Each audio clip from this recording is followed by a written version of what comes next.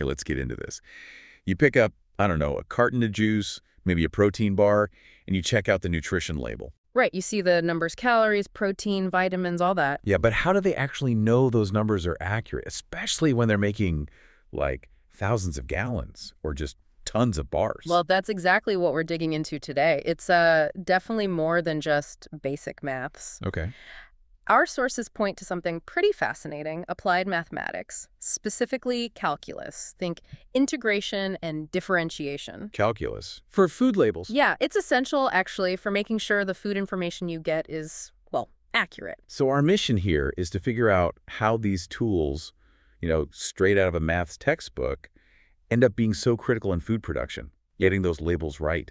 And it's really interesting because food, especially in big batches, isn't always perfectly uniform. Ah, right. That makes sense. Exactly. Picture a massive vat of, say, protein shake mix.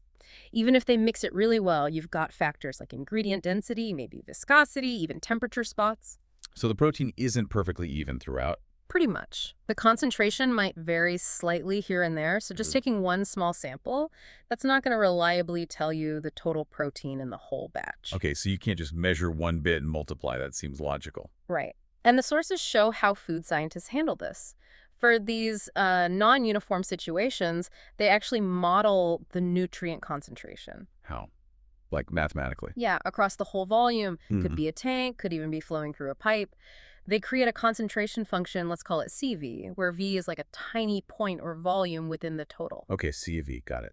And then to find the total amount of that nutrient in the whole batch, this is where integration comes in. Ah, summing up all the little bits. Exactly. They integrate that function, CV, over the entire volume. It's really the only rigorous way to add up all those tiny variations across every single part of the batch. So they get a precise total, even with the variation. Precisely. That's how they can say, this 5,000-gallon tank has exactly this much protein with confidence. Wow. Okay, so integration tackles that variability across space, across the volume. What about changes over time?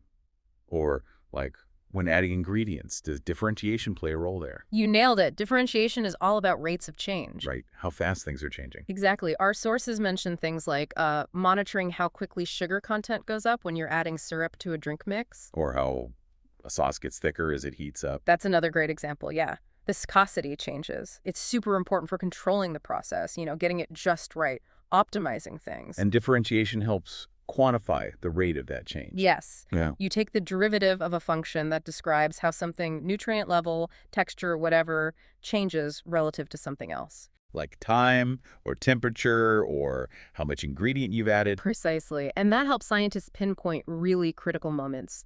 They can find the exact point using derivatives for maximums or minimums to stop adding something to hit a target. Or figure out the perfect cooking time for a certain texture or maybe nutrient breakdown. Exactly. It gives them that fine-tuned control. So this isn't just like theoretical maths. Yeah. It's really fundamental for quality control. And I guess meeting regulations too. Oh, absolutely. In large-scale production, it's huge. Connecting at all these calculus methods give brands the confidence they need. Confidence in what? Consistency. Consistency, yeah. And meeting those strict health and labeling laws, it's how they can ensure the nutrient info on millions of packages is actually reliable. Not just based on one lucky or unlucky sample. Right. It's basically the backbone of trust when you see those nutrient claims on processed foods. Okay, so let's wrap this up. When you're standing there holding that product, what's the main takeaway? The core idea. Calculus is indispensable, a key tool for food scientists and nutritionists. Right. Integration helps measure the total stuff in big, variable batches. And differentiation helps track changes and optimize recipes and processes, making sure everything's consistent. These mathematical tools are sort of quietly working behind the scenes. Definitely. Ensuring accuracy, safety, and just the trustworthiness of the food information you rely on every day. So maybe the next time you glance at a nutrition label, just take a second. Remember, those numbers probably didn't come from simple measuring. Yeah, they likely involve some pre-complex analysis, integrating tiny variations, differentiating rates of change, all to get that precision from the factory right to your table.